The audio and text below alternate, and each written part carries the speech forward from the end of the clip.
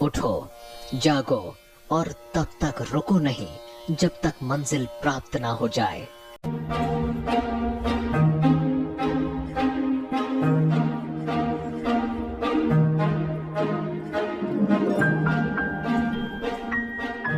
भारतीय पुनर्जागरण के पुरोधा स्वामी विवेकानंद का जन्म 12 जनवरी 1863 को कलकत्ता के एक मशहूर वकील विश्वनाथ दत्त के घर हुआ। माता भुवनेश्वरी देवी प्रेम से उन्हें वीरेश्वर पुकारती थी, लेकिन नामकरण संस्कार के समय उनका नाम नरेंद्र नाथ दत्त रखा गया। बंगाली परिवार में जन्मे नरेंद्र में बचपन से ही आध्यात्मिक पिपासा थी। कुशाग्र बुद्धि वाले नरेंद्र साथी बच्चों के साथ ही अध्यापकों से शरारत करने से भी नहीं चूकते थे। परिवार के धार्मिक और आध्यात्मिक वातावरण के प्रभाव से बालक नरेंद्र के मन में बचपन से ही धर्म और आध्यात्म के गहरे संस्कार पड़ गए। प्राथमिक शिक्षा पूरी करने के बाद नरेंद्र को कलकत्ता के मेट्रोपॉलिटन इंस्टीट्यूट में दाखिल करवाया गया। पढ़ाई के साथ ही खेलने, संगीत सीखने, घुड़सवारी करने में उनकी रुचि थी। नरेंद्र की स्मरण शक्ति अद्भुत थी। वे एक बार पढ़कर ही पूरा पाठ याद कर लेते थे। उन्होंने पूरी संस्कृत व्याकरण, रामायण और महाभारत के अध्याय याद कर लिए थे। शुरू में नरेंद्र अंग्रेजी नहीं सीखना चाहते थे। उनका मानना था कि ये उन लोगों की भाषा है जिन लोगों ने उनकी मातृभूमि पर कब्जा किया हुआ है। लेकिन बाद में उन्होंने न सिर्फ अंग्रेजी सीखना शुरू किया, बल्कि इस पर महारत भी हासिल कर ली। बचपन से ही उनमें नेतृत्व का गुण था। वे सिर्फ कहने से ही किसी बात को नहीं मान लेते थे, बल्कि उसकी तार्किकता को परखने की भी कोशिश करते थे।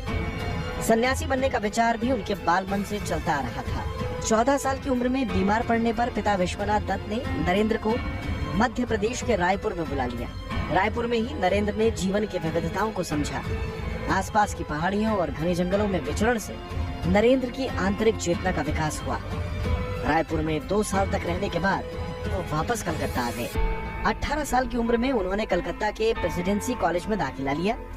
कॉलेज के दिनों में उनकी ज्ञान पिपासा बढ़ती गई।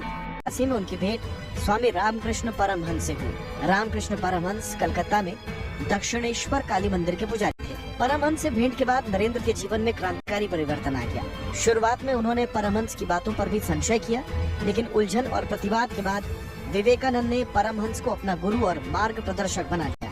1886 में रामकृष्ण परमहंस के निधन के बाद विवेकानंद के जीवन और कार्यों को नया मोड़ मिला। शरीर त्यागने से पहले परमहंस ने नरेंद्र को अपने सारे शिष्यों का प्रमुख घोषित कर दिया। इसके बाद सन्यासी नाम विवेकानंद ने धारण किया और उन्होंने बराहनगर मठ की स्थापना की और यहाँ अपने आध्यात्मिक प्रयोग करने लगे।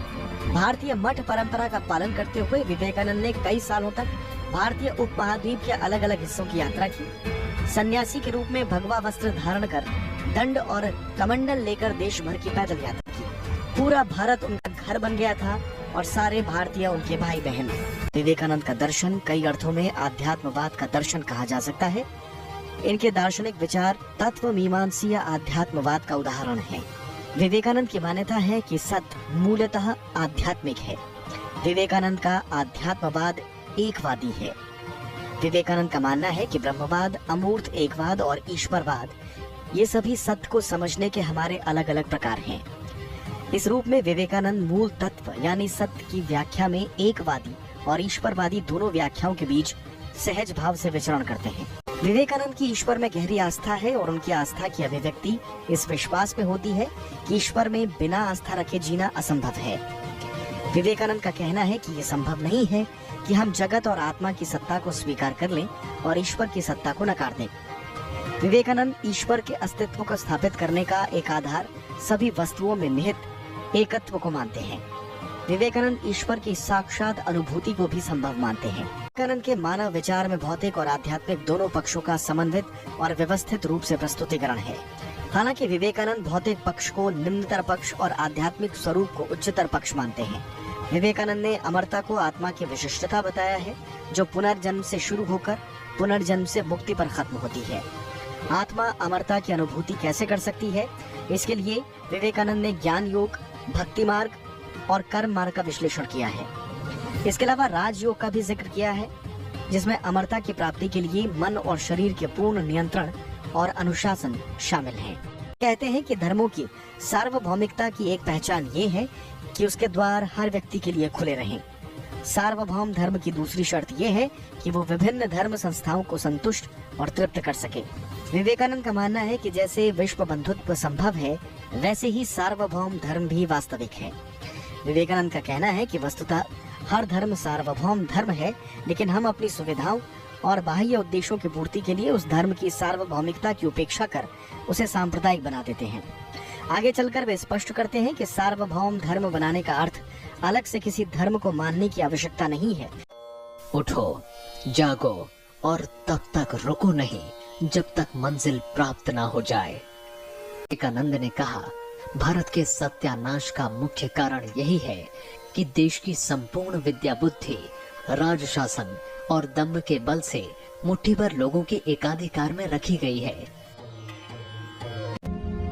अमेरिका के बहनों और भाइयों, आपके इस स्नेहपूर्ण और जोरदार स्वागत से मेरा दिल अपार हर्ष से भर गया है। मैं आपको दुनिया की सबसे प्राचीन संत परंपरा की तरफ से धन्यवाद देता हूँ।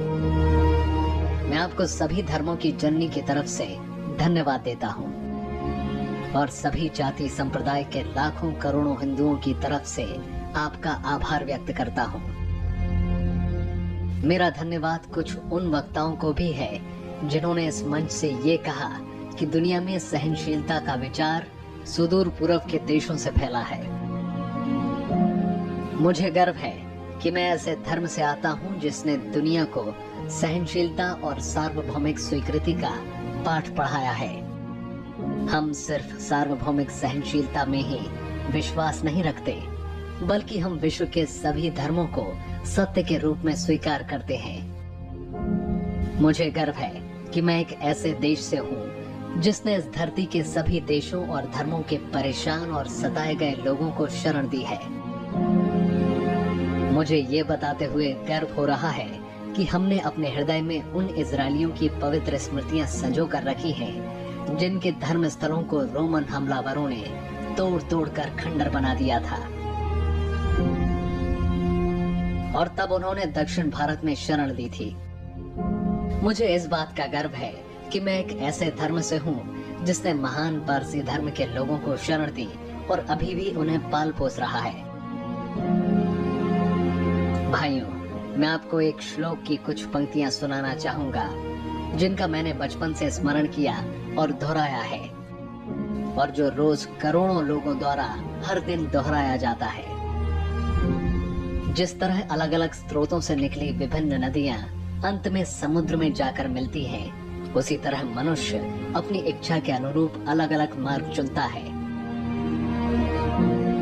वे देखने में भले ही सीधे या टेढ़े मेढ़े लगे, पर सभी भगवान तक ही जाते हैं। वर्तमान सम्मेलन, जो कि आज तक की सबसे पवित्र सभाओं में से एक है, गीता में बताए गए इस सिद्धांत का प्रमाण है। जो भी मुझ तक आया है, चाहे वह कैसा भी हो, मैं उस तक पहुंचता हूँ। लोग चाहे कोई भी रास्ता चुने, आखिर में मुझ तक ही पहुंचते हैं। सांप्रदायिकताएं, कट्टरताएं और इसके भयानक वंशजों की हठ धर्मता ने लंबे समय से पृथ्वी को अपने शिकंजों में जकड़ा हुआ है।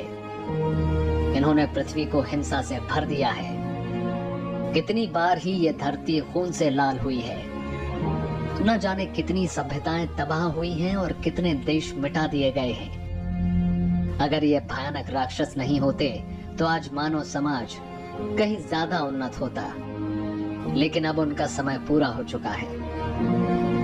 मुझे पूरी उम्मीद है कि आज इस सम्मेलन का शंखनाद सभी हठ धर्मिताओं, हर तरह के क्लेश और सभी मनुष्यों के बीच की दुर्भावनाओं का विनाश करेगा,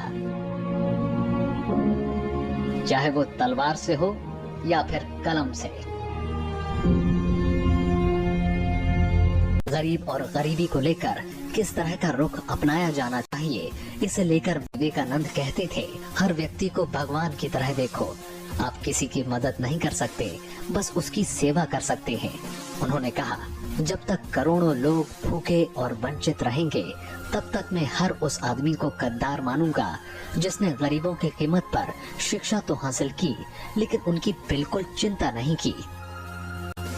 स्वामी विवेकानंद ने शिक्षा के प्रचार प्रसार पर काफी जोर दिया उन्होंने कहा कि शिक्षा का मतलब ये नहीं है कि दिमाग में कई ऐसी सूचनाएं इकट्ठा कर ली जाएं, जिसका जीवन में कोई इस्तेमाल ही नहीं हो।